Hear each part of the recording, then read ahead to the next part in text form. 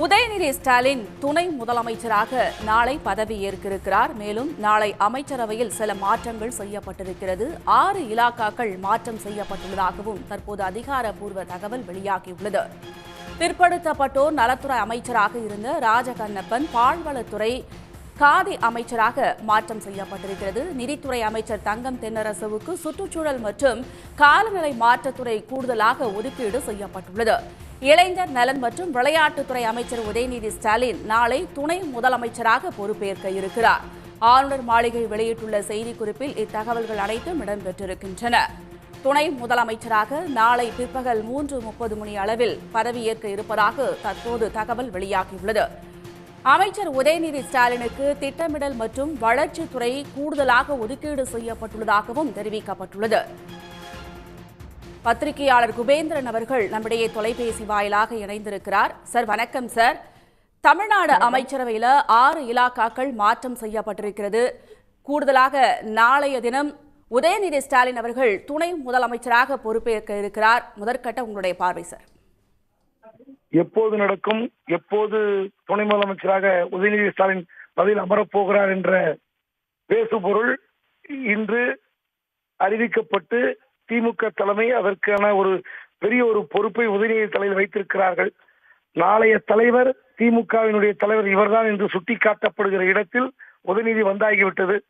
இது ஏற்கனவே பல்வேறு விமர்சனங்களை உதயநிதி சந்தித்திருந்தாலும் இந்த விமர்சனம் இன்னும் கூடுதலாக வரப்போகிறது. ஆனால் அடுத்து வருகிற 1.5 வருடத்தில் தேர்தலை சந்திக்கிற ஒரு மிக பெரிய ஒரு பொறுப்பை உதயநிதி ஏற்றுக்கொண்டு செயல்படக்கூடிய இடத்தில் திமுக தலைமையும் அதன் கட்சியினுடைய மூத்த நிர்வாகிகளும் ஒதுக்கி தந்திருக்கிறார்கள். சமீபத்தில் கூட நீர்வளத்துறை அமைச்சர் கட்சியினுடைய பொதுச் செயலாளர் பேசும்போது அந்த நந்தனத்தில் நடந்த பவள விழா மாநாட்டில் ஒரு பெரிய இளைஞர் படையை உதயநிதி தயார் செய்து வைத்துக் கொண்டிருக்கிறார் சொன்னார். உண்மையிலே அந்த இளைஞர் படை முன்னிறுத்தி எப்படியெல்லாம் செயல்பட போகிறார் என்பது ஒரு பெரிய சவால் தான். அந்த சவாலுக்கு பிறகு இப்போ பரபரப்பாக பேசப்பட்டுக் கொண்டிருக்கிற செந்தில் பாலாஜி மீண்டும் அமைச்சராக இருக்கிறார். அவருக்கு என்னென்ன துறைகள் ஒதுக்கப்பட போகிறது என்ற ஒரு விஷயம் நிச்சயமாக பெரிய விவாதத்திற்கு வரும். வெறும் மின்சாரத்துறை மட்டும் வந்தால் அது பெரிய ஆச்சரியம் இருக்காது. மீண்டும் அவருக்கு மதுவிலக்குத்துறை கொடுத்தால் கடும் விமர்சனம் வரும். எனவே கட்சி நலன் கருதி, ஆட்சி நலன் கருதி அவருக்கு மீண்டும் மதுவிலக்கு அந்த துறை கொடுத்தால், ஆயத்திருவை கொடுத்தால் கண்டிப்பாக விமர்சனம் வரும். அடுத்து ஒரு பெரிய விமர்சனத்தில் இப்போது இருப்பது பாத்தீங்கன்னா, உயர்கல்வித்துறை அமைச்சராகிற பொன்முடி அவர்கள் வனத்துறைக்கு மாற்றப்பட்டிருக்கிறார். இது கண்டிப்பாக கட்சியிலும் ஒரு பெரிய சலசலப்பு ஏற்படும், வெளியிலும் ஒரு பெரிய விமர்சனம் வரும். ஏனென்று கேட்டால் அவர் பல்வேறு வழக்குகளை சந்தித்து விட்டு மீண்டும் அமைச்சராகி இருக்கிறார். தினந்தோறும் இந்த ஆளுநரிடம் மோதல் போக்கை கடைபிடிக்கிறார் என்றெல்லாம் ஒரு விவாதம் இருந்து கொண்டிருந்தது. இப்படியான பரபரப்பான சூழலில் ஒரு அமைச்சரவை மாற்றம், உதயநிதி ஸ்டாலின் துணை முதலமைச்சர், செந்தில் பாலாஜி மீண்டும் அமைச்சர் என்ற ஒரு பெரிய இடத்திற்கு திமுக நகர்ந்து விட்டது.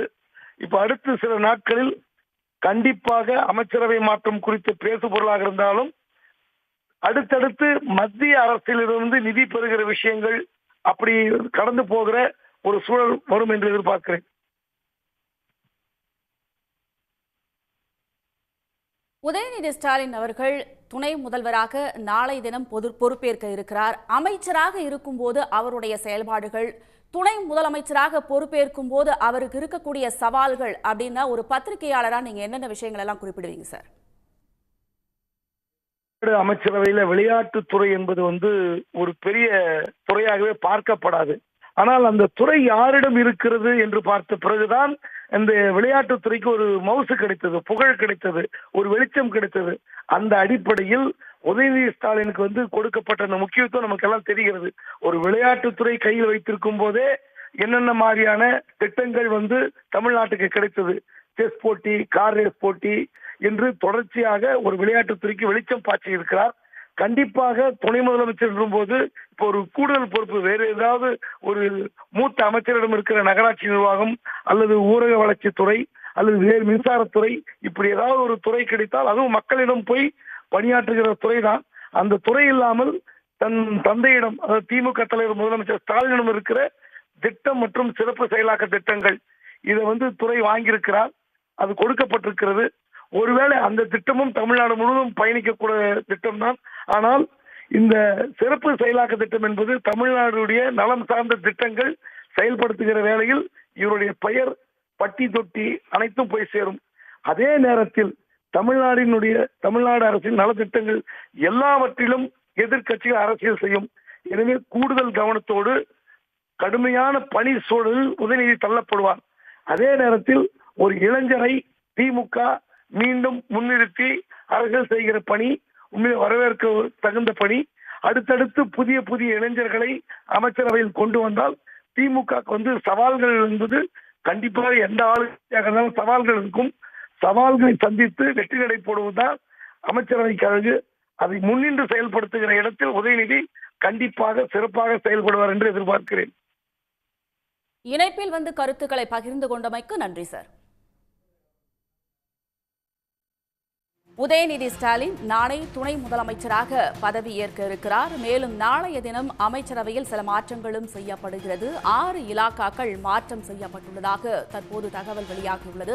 வனத்துறை அமைச்சராக இருந்த ராமச்சந்திரன் அரசு தலைமை கொறடாவாக நியமிக்கப்பட்டிருக்கிறார். வனத்துறை அமைச்சராக இருந்த ராமச்சந்திரன் அரசு தலைமை கொறடாவாக நியமனம் செய்யப்பட்டிருப்பதாக தற்போது தகவல் வெளியாகியுள்ளது. 6 இலாக்காக்கள் மாற்றம் செய்யப்பட்டிருக்கின்றன. மின்துறை அமைச்சராக மீண்டும் செந்தில் பாலாஜி செயல்படுவார் என்று தற்போது அறிவிப்பு வெளியாகியிருக்கிறது. அரசு தலைமை கொறடாவாக ராமச்சந்திரன் நியமிக்கப்பட்டிருக்கிறார். வனத்துறை அமைச்சராக இருந்த ராமச்சந்திரன் அரசு தலைமை கொறடாவாக நியமனம் செய்யப்பட்டிருக்கிறார்.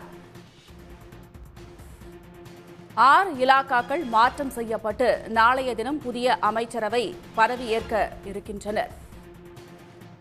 உதயநிதி ஸ்டாலின் நாளைய தினம் துணை முதலமைச்சராக பதவியேற்க இருக்கிறார். உடனுக்குடன் செய்திகளை தெரிந்து கொள்ள சன் நியூஸ் பெல் ஐகானை கிளிக் பண்ணுங்க.